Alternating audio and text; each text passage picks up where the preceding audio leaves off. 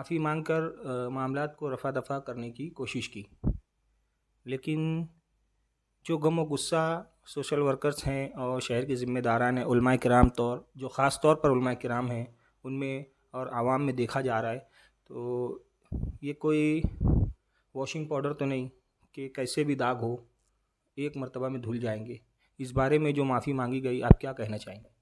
नहीं, इस किस्म की माफ़िया सबसे पहले तो एक्सेप्टेबल नहीं होनी चाहिए, क्योंकि इससे हो रहा है ये हो रहा है कि उन लोगों के हौसले जो हैं वो बढ़ते जा रहे हैं। इसका प्रॉपर वेरिफिकेशन होना चाहिए और एक्चुअली जो ऑर्गेनाइज़र थे फ्रॉम द मालेगांव वो लोग कैमरे के आगे चाहिए।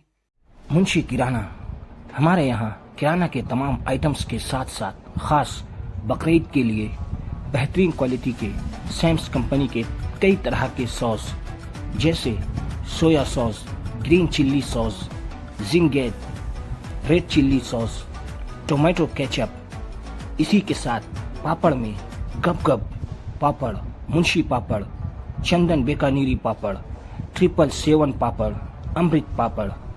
हमारे यहाँ किराना के तमाम ही सामान इंतहाई मुनासिब कीमत में दस्तयाब हैं। हमारा पता मुंशी मेडिकल के बाजू से मदनी रोड, नयापुरा, मालेगांव। ऐसा स्वाद और कहाँ, कहो दिल से इस बकरीद मुंशी किराना फिर से। प्रोप्राइटर इफ्तिखार मुंशी, मुंशी किराना नाम नहीं ब्रांड है। आप देख रहे हैं वाहिद दुलार न्यूज़। मैं हूं अहमद हबीब दुलार।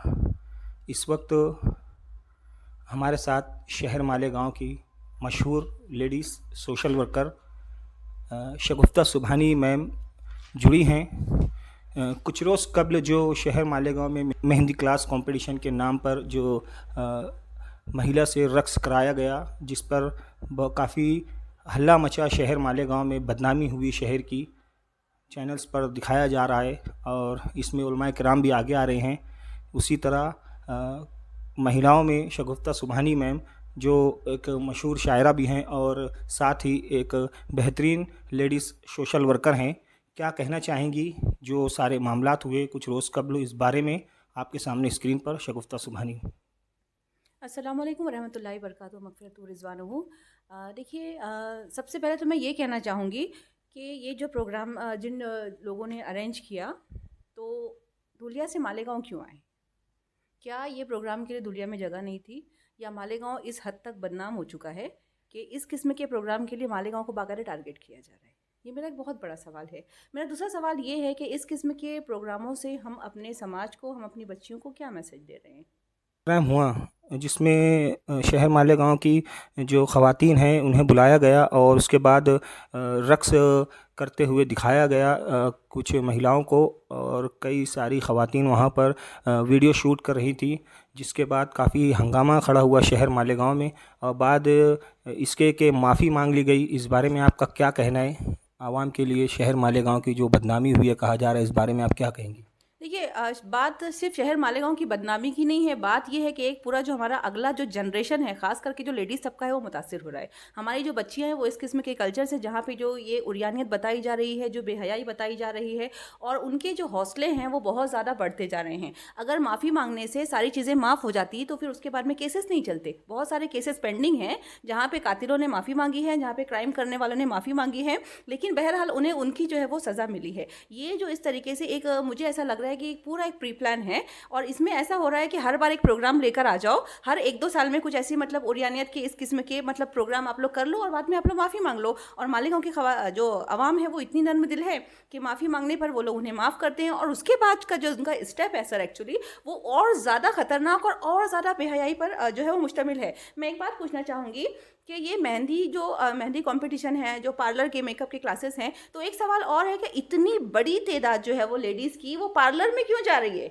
इतने सारे जो पार्लर के खोले जा रहे हैं मुस्तकिल, यहाँ पार्लर वहाँ पार्लर, ख़वातीन का इतना बड़ा तबका, ये जो घरेलू ख़वातीन हैं, ये जो कॉलेज में पढ़ने वाली बच्चियाँ हैं या जहाँ की बच्चियाँ हैं, इतने ज़्यादा पार्लर का जो कल्चर है वो आम होता जा रहा है। वाई इन्हें इतना मेकअप करके तैयार होकर बन ठन के कहाँ जाना है? अब तक बातें वहीं पर थी, और उसके बाद में अब ये ठुमके का कल्चर स्टार्ट हो गया, सॉरी टू से, लेकिन जो बेहयाई और जो जिस किस्म की हरकतें की गई हैं दैट इज़ नॉट एक्सेप्टेबल। वो किसी भी समाज में, वो ऐसा नहीं है कि हिंदू कल्चर मुस्लिम कल्चर, ये जो माशरा है हमारा, जहाँ पे हम कम्युनिटी कहते हैं, जिसे हम समुदाय कहते हैं, वो हर किस्म के लोगों के लिए, हर किस्म की बच्चियों के लिए बहुत ही ज़्यादा जो है वो ख़तरनाक होता जा रहा है। और ऑर्गेनाइज़र को बहुत सोचना चाहिए था कि कुछ साल कबल जिस किस्म के संगीन हालात जो है वो पैदा हुए थे, जिससे पूरा शहर जो है वो इंतशार का शिकार हुआ था, उसके मतलब उसे रोकने में काफ़ी उलमा ने भी हेल्प किया था, लोगों ने हेल्प किया था। उनकी माफ़ी के बाद में फिर से एक नया पैंतरा यूज़ करना, तो डेट इज़ नॉट करेक्ट। आगे के लिए आप महिलाएं इस बारे में क्या कहेंगी? जिस तरह खबरें ये भी है कि उलमाए किराम भी काफ़ी ज़ोरों पर हैं, तैयारियां जारी है, जो मामलात हुए हैं और जो माजी में भी होते रहे, आगे फिर ना हो, इस बारे में क्या कोशिश और क्या मेहनत आप लोग मुस्तकबिल में करना चाहेंगे? क्या कहना चाहेंगे इसके लिए? देखिए, जो शहर के जो जिम्मेदारान हैं, ये अभी एक हसास मौजू है कि शहर के जिम्मेदारान को अब यहाँ पर बहुत संजीदगी से सोचना होगा कि हम अपने बच्चियों को सिखा क्या रहे हैं। और ये जो कहीं से भी लोग आ जाते हैं मुंह उठा के और इस किस्म के प्रोग्राम करते हैं, उसके बाद शहर को बदनाम करके चले जाते हैं, वो तो चले जाते हैं, लेकिन एक पूरा तबका मुतासिर है। मैं पूछना ये चाहूँगी कि जिस किस्म से कहा गया कि कुछ प्लान नहीं था, कुछ पता नहीं था, वहाँ पे उस वक्त एट द स्पॉट जो बच्चियां थी, वो उनमें नाबालिग बच्चियां भी थी। नाबालिग बच्चियों के सामने इस किस्म की हरकतें जो है वो करना, वो कहाँ से मुनासिब था? और उसके बाद में जो बच्चियां थी, आपने शायद गौर नहीं किया होगा कि दो किस्म की बहुत संगीन गलतियां मैंने वीडियो में चेक की हैं। एक तो ये कि वहाँ पर जो जिस टाइम पे डांस वॉटेवर जो भी हो रहा है, या वो मैम जो भी आ रही थी, तो उनके पीछे जो पटाखे जलाए गए थे, उससे खतरनाक खतरा हो सकता था, उससे आग लगने के चांसेस थे। वो जो पटाखे या जो भी जलाया गया था, फुलझड़ी वॉटेवर, तो उससे जो है वो लोगों को जो है वो बहुत खतरा हो सकता था। वहाँ पे एक बहुत भयानक हादसा हो सकता था। 4-5 जो है वो वहाँ पे जो अनार होते हैं वो जलाए गए थे। सेकेंड थिंग ये थी कि वो जो बच्चियाँ थी, सबके हाथ में मोबाइल थे, android phone they are using. इतनी बड़ी तादाद में उन बच्चियों को तो चाहिए था कि उनको पकड़ के प्रोग्राम से बाहर कर देते। ये क्या हो रहा था? इसका यही मतलब है कि या तो, और जो जेंट्स ने उनको वहाँ पे ड्रॉप आउट किया, अपनी घर की ख़वातीन को जो अपने बाइक वगैरह पे, इतनी दूर ख़वातीन उठ छुट के तो पहुंच नहीं जाएंगी। जाहिर सी बात है कि कहीं ना कहीं जब दावतनामे तकसीम हुए, कहीं ना कहीं जिस बस इस किस्म के प्रोग्राम का जब अनाउंसमेंट हुआ, उस वक्त प्रशासन या जो भी था, जिम्मेदारान थे जो शहर के थे, उन्हें सोचना चाहिए था कि पिछले दिनों जब इस किस्म की हरकतें हुई थी, तो अभी जब इसका थोड़ा सा वेरिफिकेशन होना चाहिए था। और मैं अब सच में ये कह रही हूँ कि ये जो ब्यूटी कल्चर के इतने ज़्यादा डिमांड हैं, इसका बाकायदा तौर पर वेरिफिकेशन होने चाहिए। कितनी ऐसे पार्लर्स हैं जो कि रजिस्टर्ड हैं, उनमें कौन कौन से कोर्सेज सिखाए जाते हैं, इनको जो है वो फंडिंग कौन कर रहा है, और इनके पीछे कौन से ऐसे चेहरे हैं जो इतनी ज़्यादा बेहयाई को बहुत धांधली के साथ, यानी मैं कह रही हूँ ना कि इतनी बुरी तरीके से वो लोग समाज में बिल्कुल किसी से उनके डर नहीं है कि कुछ भी आके करके चले जाएंगे, कोई भी आएगा आके कुछ भी करके चलेगा, बाद में माफ़ी मांग लेंगे। तो ये अब सोचने का मकाम है। आगे महिलाएं आपके साथ, आप लोग क्या इस अमल पैरा होना चाहती है इस कामों को लेकर? जी देखिए, मुद्दे बहुत सारे हैं। बात अगर सिर्फ रोज़गार की है, तो रोज़गार के लिए जो मुद्दे हैं जिन पर एक्चुअली हमें सेमिनार लेने चाहिए थे, वो सेमिनार से पूरा शहर जो है वो महरूम है। पिछले दिनों जन्म दाखिले के जिस किस्म से मामलात मतलब उठे हैं, शहर का शहर परेशान है। उसके बाद में जो सुसाइड है कि 3 मंथ्स में, आई हैव रीड और मैंने फाइल्स चेक की है कि 47 से इंक्रीज़ होकर जो खुदकुशियाँ हैं वो अलग मामलात है। एक्सीडेंट से लोग परेशान हैं, यहाँ पर रोज़गार मुहैया नहीं है, पानी की किल्लतें हैं। और सबसे मतलब एक बात मैं ये पूछना चाहूँगी कि रोज़गार के लिए अगर मेहंदी सीखना ही है, तो वहाँ पर पार्लर जाने की क्या ज़रूरत है? We are having the YouTubes. आज जो है वो चैनल्स बहुत ज़्यादा आगे हैं, पूरे ट्यूटोरियल्स आपको मिल रहे हैं। आपको मेकअप सीखना है, आप घर में बैठ के सीख सकते हैं। आपको वहाँ पे पार्लर में जाके 50-50 हज़ार रुपये देकर ये लोग एक अच्छा खासा डिमांड करते हैं कि हमसे सामान लीजिए, सामान का इतना पैसा, और उसके बाद कोर्सेज का इतना पैसा, और उसके बाद आपको इंटर्नशिप दिया जाएगी, उसका इतना पैसा। तो ये जो है बाकायदा तौर पर जो है वो, मैंने सच बता रही हूँ कि ये कोई क्लासेस नहीं है। क्लासेस के नाम पर ये आवाम को लूटा जा रहा है, और हमारी जो बच्चियाँ हैं उन्हें सोचना चाहिए था। सेकेंड थिंग कि यहाँ पर जो एजुकेशनल डिपार्टमेंट्स के जो टीचर हैं, यहाँ पे आलमाएँ भी मौजूद हैं। यहाँ पे हमारे साथ शहर में बहुत ही जिम्मेदारान और बहुत ही अच्छी ऐसी दबंग लेडीज़ हैं, सोशल वर्कर्स हैं, उन्हें इस बारे में आवाज़ उठानी चाहिए। हम लोग प्रॉपर चाह रहे हैं कि अभी ये जो इस किस्म की हरकतें हो रही हैं, इसके पीछे एक्चुअली जाकर बैकग्राउंड में थोड़ा सा भी फ्लैशबैक में जाके हमें अब देखना ज़रूरी हो गया है कि इनको ये सब चीज़ें करवा कौन रहा है और क्यों करवा रहा है।